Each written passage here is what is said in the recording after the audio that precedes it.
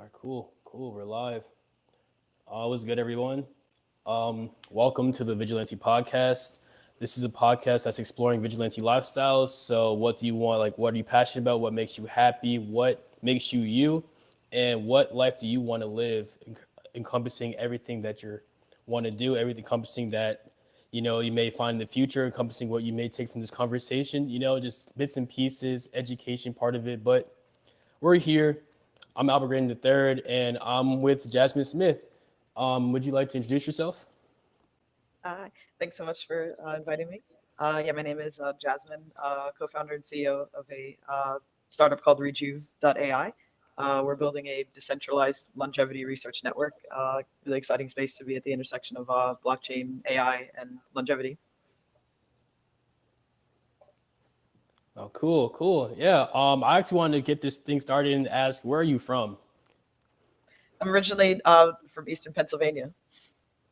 Okay, okay. And I know from previous conversations that you're currently based in Australia. So how is that? It's awesome. Yeah, I'm actually in Darwin, which is kind of an obscure place even for Aussies to go. So I really love it here, and I've traveled to many countries throughout the past 7 years, both for work and personal, and just love it here. So now I'm kind of making it permanent. Okay. How's the food in Australia like compared to Pennsylvania? Because I know Pennsylvania. You said East Pennsylvania. So how close is that to Philly? And then what's the food like in Australia compared to that? Well, I'm probably from like maybe like an hour and a half, 2 hours outside of Philly. Now compared to here, I mean, these days, and that kind of goes into the the kind of health and longevity theme. One of the main reasons why I left the U.S. originally back in 2018 was because I found out what they were doing to the food in comparison to everywhere else. You could compare the ingredient labels side by side. People are doing that a lot now. I was doing this like 8, 9 years ago, posting this kind of stuff on social media Mhm. about why are they poisoning our kids, and why are they putting all of this extra crap, and then over in Europe and Australia and places like this they're not doing that.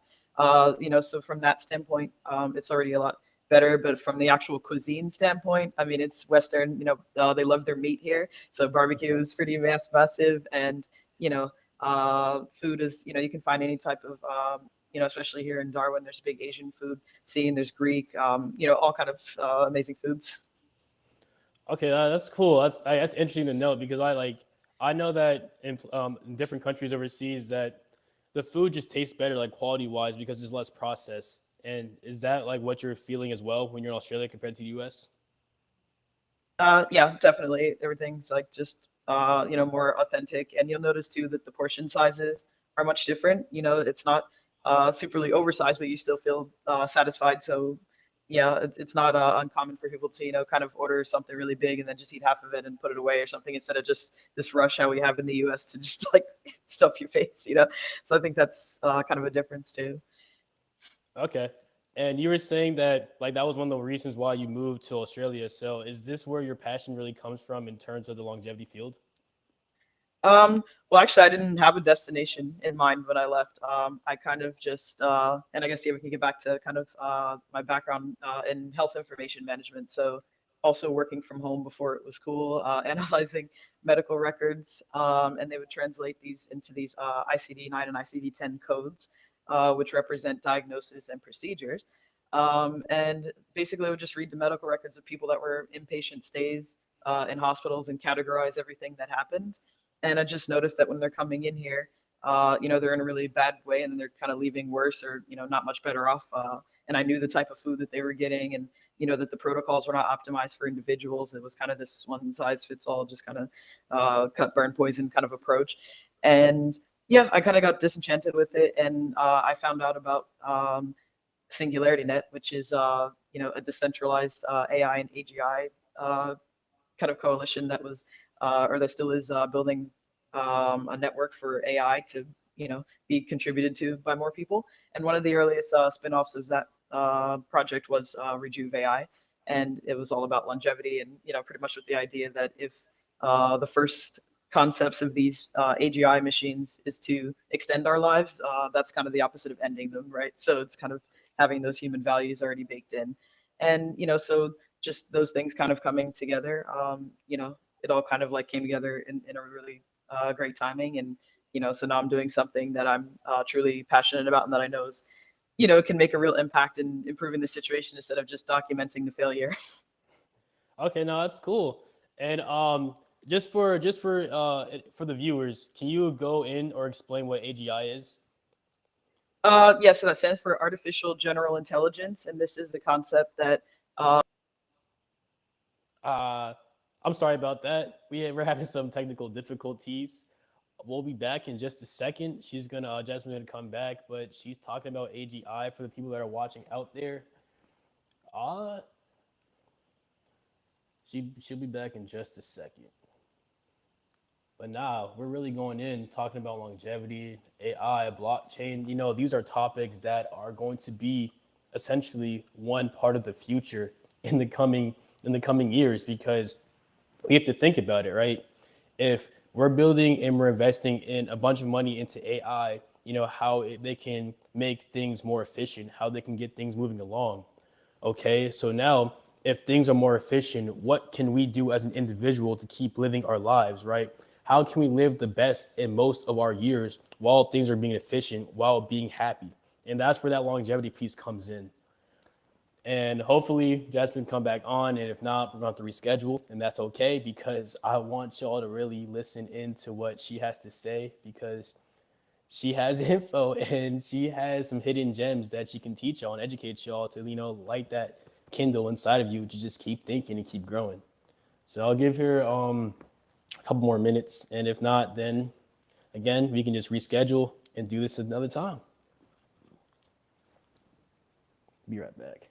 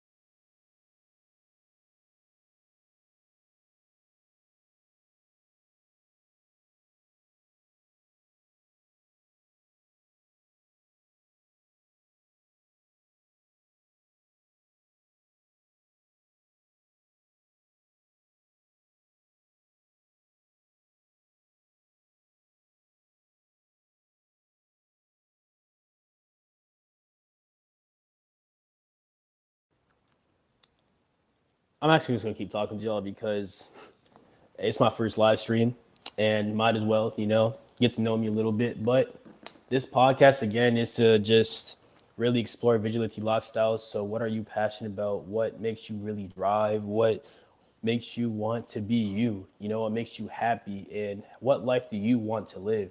And that's essentially what my platform is all about, is just giving examples. It's like you don't have to follow or exactly do everything step by step what people that come into the show do or what I do. But I just want this to just be a reminder, or this help you start thinking, you know, maybe outside the box if you haven't thought about these things before, or maybe just help you along the way. It might be the missing piece of the puzzle that you're missing to keep going along your path.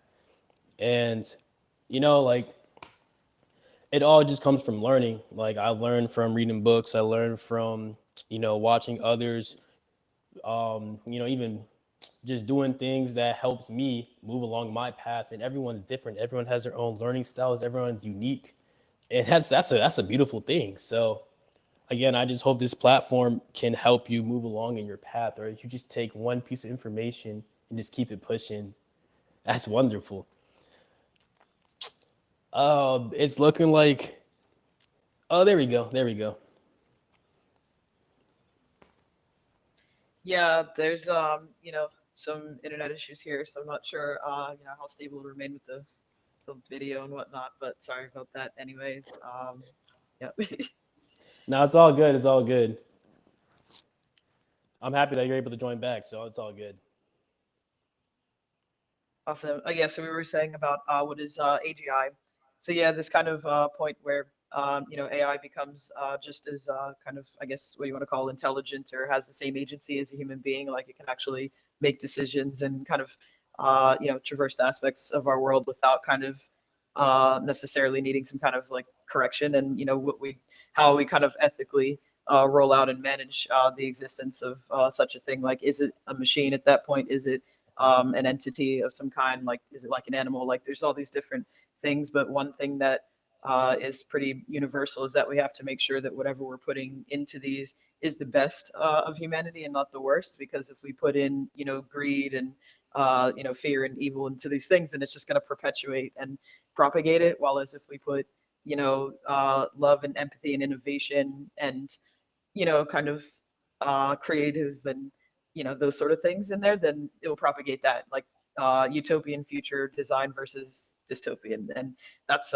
really why I'm into this as well, is because I want to be one of the architects of utopia, bringing heaven to Okay. earth kind of a thing. Okay, you want to be the pioneer behind giving AI consciousness, but in terms of a bias to where it's unbiased, to where it's something that, helps all instead of being focused on one certain factor or one certain quality. Yeah, I mean, it's really just about utilizing all of this, technology and creativity that we find ourselves at, like being able to share information at alarming speeds and being able to process that data a lot faster as well and make it into real-time insights. There's a lot of potential for how we can sort of redesign what we think, how society and these infrastructures, like healthcare and all these different frameworks operate, and realize that we don't have to be stuck into that system. Just like when industrial revolution happened, a lot of things kind of changed, and now we're kind of in this next one. And it's a really critical opportunity to kind of begin to shape that in a different direction, instead of just carrying along old baggage, kind of a thing. Like, we can actually kind of process and move forward on some things, I think. Okay, that's cool. And I moving forward, so what gets you most excited about D side? I know we're moving in a field to where you said it's kind of like the revolutionary time or revolution time, to where we're getting more innovative, or being more technologically savvy in terms of having AI personalize different health data to help us improve our health spans and our lifespans over time. So in this field of D side, which is decentralized science for people that don't know the term, what gets you most excited about that field?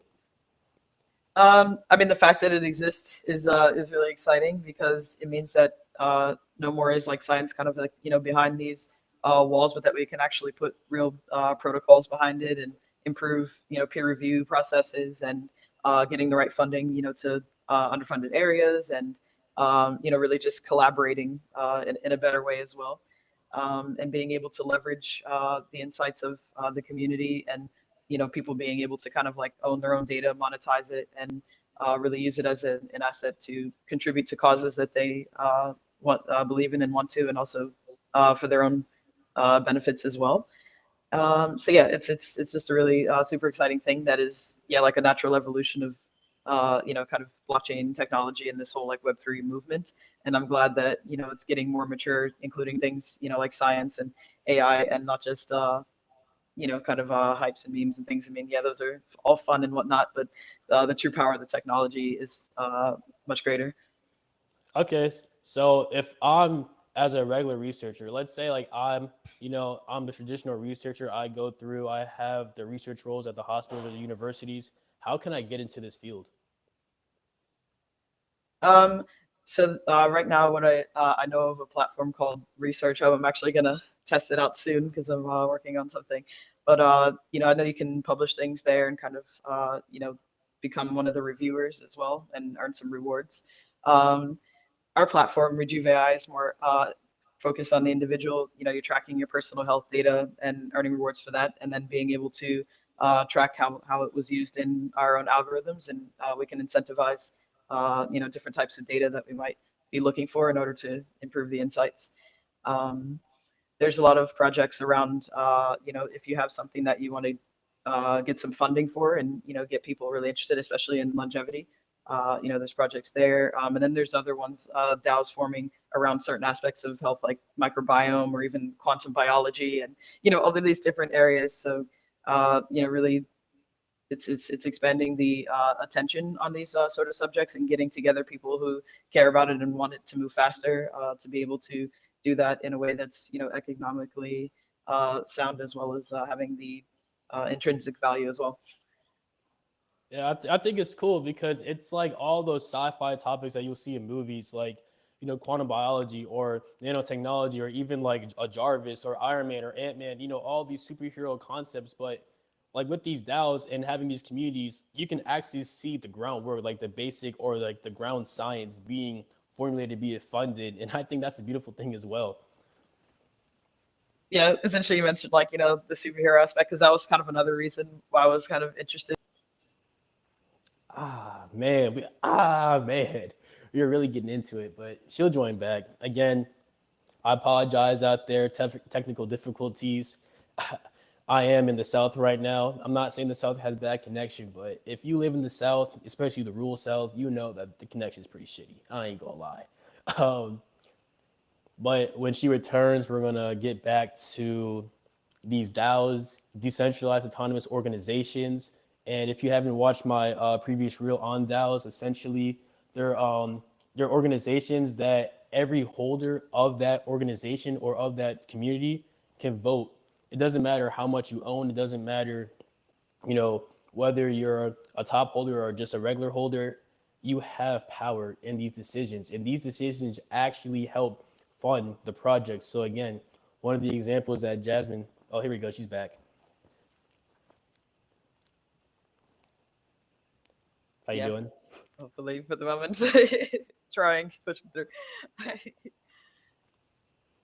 But yeah, I was just telling the viewers that just talk about background behind DAOs, and our conversation just on that topic. Yeah. Yeah, I mean it's continuing to grow, and yeah, I think the governance aspects of it are probably one of the biggest challenges beyond just like kind of okay, the fact that yeah, we like this, we're going to fund it, that's awesome. Um, so this autonomous organization and it kind of you know becoming a life of its own. It's interesting to watch that kind of evolution. Um, we actually are just kicking off our governance aspect in Rejuve now, and that's starting with review of our tokenomics light paper. So if you become one of our kind of VIP governance members, you get kind of a sneak peek and get to kind of like iterate upon it and that kind of a thing before it goes live to everyone. So that's kind of what we're doing now, and organizing, how our voting infrastructure works, and the different levels of participation, so that we can encourage everybody to participate at some level, and then give people that really are more interested in it opportunities to dive in deeper. Okay, no, that's cool. And I actually saw that y'all just got IRB approval. So for those that, can you explain more on that and what that does for Rejuve.AI? Yeah, so an IRB is institutional review board or independent review board, and it's basically an ethics committee that you can choose many. We chose one at Brainy, New York. I'm forgetting the name of the university, but anyways, yes.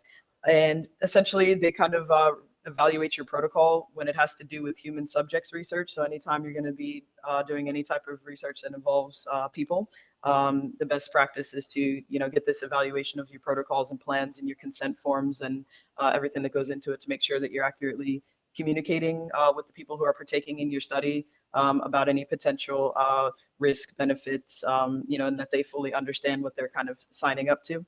And so this is a setup for our actual, because what it really is that we're building, it's an international data set that's living from people all over the world, but then it's also a, um, where are we at? IRB review. Yeah, I was getting to something particular. You're saying International Research Center that's accessible for everyone.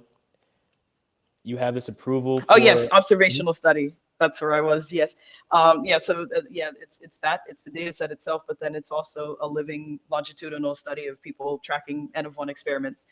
So people, if you want to start a new supplement protocol or diet routine, or even something more advanced than that, people who are trying peptides, all kind of stuff like that, that you can track some biomarkers in the beginning, and then be able to uh, assess those metrics as you're going, and then either a washout period afterwards or you continue. And we have all these different data profiles to look at and aggregate the insights from. And that's really the essence of what the platform is all about, is being able to capture this information so it's no longer in the realm of anecdote and actually into the realm of science. Okay, that's cool. So you're personalizing people's routines based off their biometrics, but also comparing them to a greater pool, which is that research network. And I guess that goes back to your point to when you were talking about AGI and having certain biases. So, what do you envision your AI bias is when you're personalizing these insights? Well, toward making the person live longer, I guess that's the, the natural one, of making that baseline assumption that someone does want to be at their peak condition and not just passable. Because how our current system has gone is, you go and sometimes get some blood tests done, and okay, everything looks okay, so you're fine, you're not experiencing any symptoms. So the longevity kind of angle around it is that, okay, you might not have any acute illnesses, but maybe this is a little bit more than you'd really want it to. Maybe we want it more here. Maybe these markers could be something that could trigger a risk factor, 10 or 15 years from now if you don't adjust certain lifestyle factors now. So having these kind of more preventative insights is definitely where it's more geared toward. And I mean, on the kind of user profile, I mean, that's kind of the goal, is that it doesn't necessarily have to be, biased toward any particular profile, but that it's aggregating to build them and assess what the similarities actually are, if it's something that seems intuitive to us, or maybe it's something that's not. There is genetic factors that impact our overall longevity, but then there's kind of environmental things, and then there's the epigenetic layer, which, even if you have the gene, does it switch it on or not? So figuring out all of these different trajectories of where someone could be, on this map, and then which is the shortest path and safest path for them to get to their peak condition. Okay, no, that's cool. And I was actually I was gonna ask you like whether you take like blood to measure just based off of qualitative information or based off genomic information or epigenomic information, but it seems like you just answered that in terms of you have all three or all encompassing area or all encompassing field of a person and giving them the best plan of action for their longevity and their health. That's cool. Yeah, I mean, each person's going to have different levels of data available, and that's why it becomes really crucial to have the complete ones and be able to learn information from that, and then sort of make a proxy to test whether or not or how aligned it is, so that when that person does get that data, they can help refine it further. But for those that don't have it, we can at least give some kind of an idea. So we have surveys, you can connect wearables, and lab test results. In our next kind of edition, then we'll have the genomic and epigenetic data as well, and glycans, and different biological age tests that you can take to kind of build this overall trajectory. And then as you're kind of logging the more subjective measures, like how you're feeling, any sort of new things that you might have started doing, any major life events that could be affecting biomarkers, because that happens sometimes. There's just, a stressful or exciting situation that can throw off your physiology in ways that you wouldn't realize. So then once you be able to build, that map, then you can get those really fine-grained, personalized insights that you will actually listen to and do, and then be able to kind of gamify that experience and, really lead to true habit change, rather than it just being like information that you're just kind of memorizing. Okay. Yeah. So, what are some of these insights that can help people help in their health span?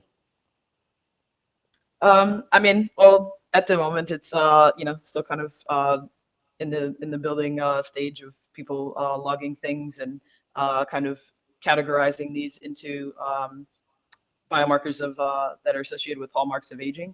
So there's I think like 12 to 14, an expanding list of these kind of core things that go wrong in the aging process, like genomic instability, telomere attrition, um, deregulated nutrient sensing, senescent cells are becoming, a pretty big buzzword, which is exciting. So we're aggregating the biomarkers into these categories to start.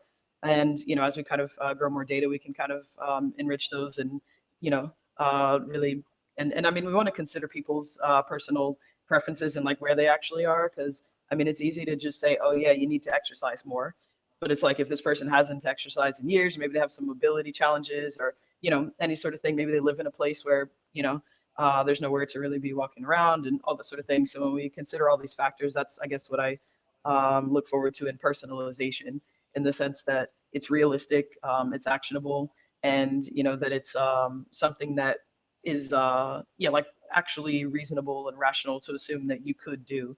And then the more that you start to do it and realize, hey, this isn't so difficult, I can do this, that you're just taking on this journey to do better and better. Okay, so you meet them where they are. It's not giving them just like a one size fit all. You're meeting them where you are. I like Exactly. that personalization aspect. Okay.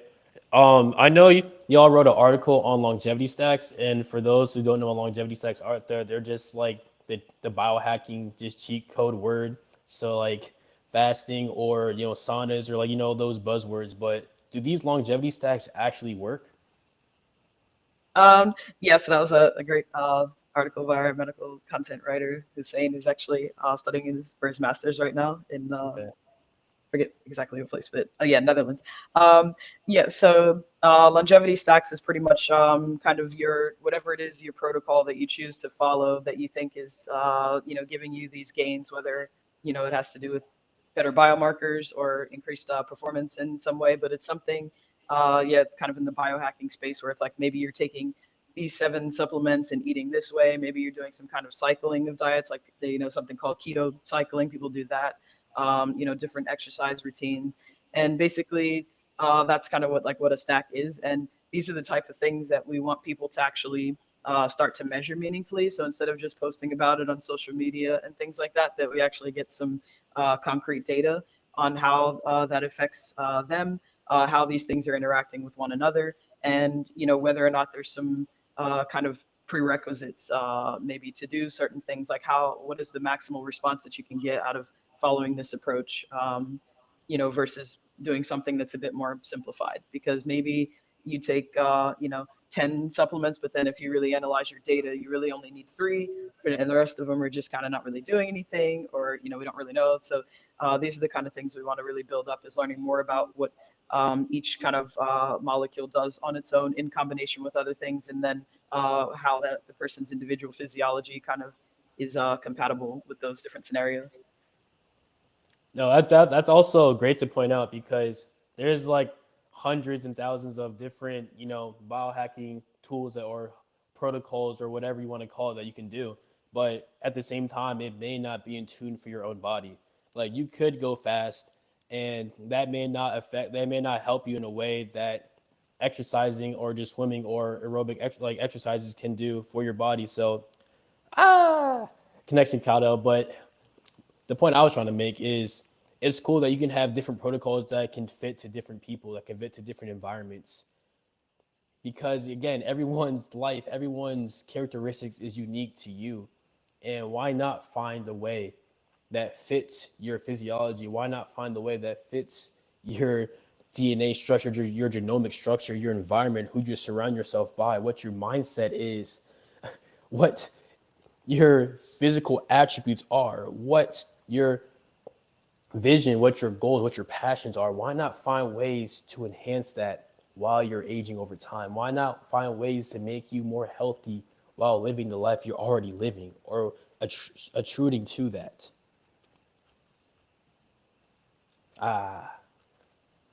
Well, but she's back,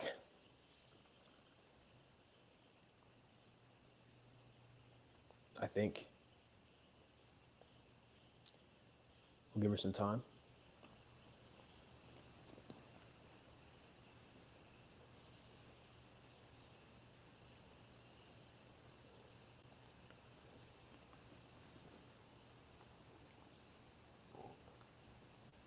Hello.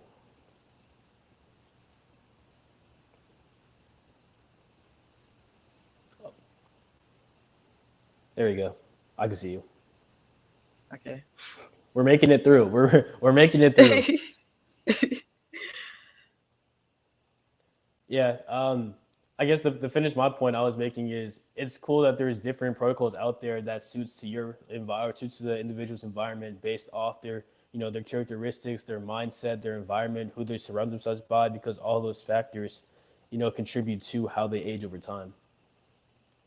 Yeah, and these are the things that we don't have like any previous data about, because there's always this point of, okay, you can make all of these stacks and everything. But if you look at people who actually have, lived past 100 years old, they weren't doing biohacking protocols. They were just living life and, that kind of a thing. So there's that aspect too of, yeah, how much is it extra gains? Is it really going? Now, of course, there's new things that always come along that, maybe we do have to wait, 50, 60 years to really see.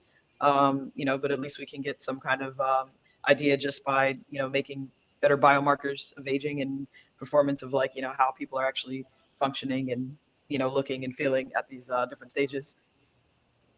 Exactly. So what's your thought process on the trajectory of this longevity field? Like come 2030, what do you envision the world is at 2030? Yeah, I mean it's kind of difficult because on one hand it's like 5 years can kind of make only like a small impact, like, oh, it's new things have happened but we still feel about the same, or it can make a massive difference, and it's usually these kind of catalytic events, I think. Damn. She'll be back. And like every time we about to get into some great insights, some great conversations, the Wi-Fi zzz, but she'll be back. She'll be back. I'll really be asking these questions, y'all.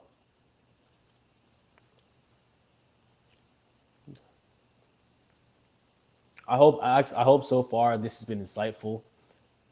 I hope y'all have been taking some notes and learning some things about this because longevity is coming.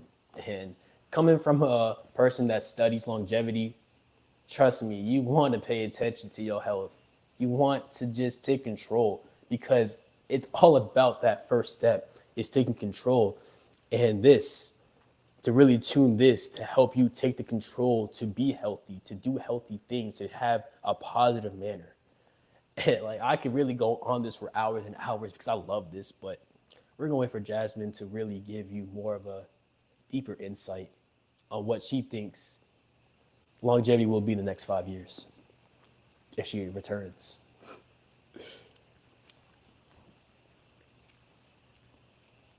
This is kind of fun. I'm not gonna lie. I'll give her a couple more minutes.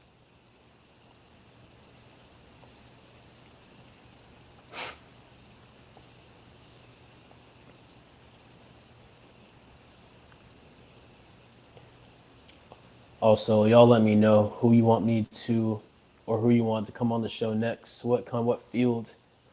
Obviously, I chose a longevity field, but it can be any field, anyone, really.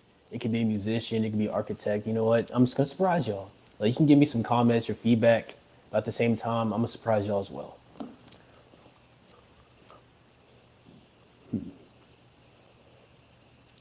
Give her a couple more minutes.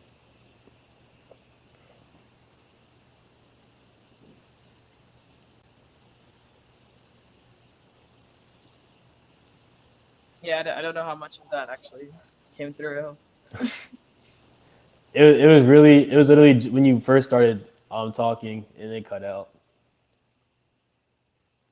uh Yeah, I already know you were about to go in. Like I can see it in your face, but you can give us a summary, a recap of what you said. yeah, I'm hoping maybe it got like recorded anyways to share later, because yeah, I don't know that I can.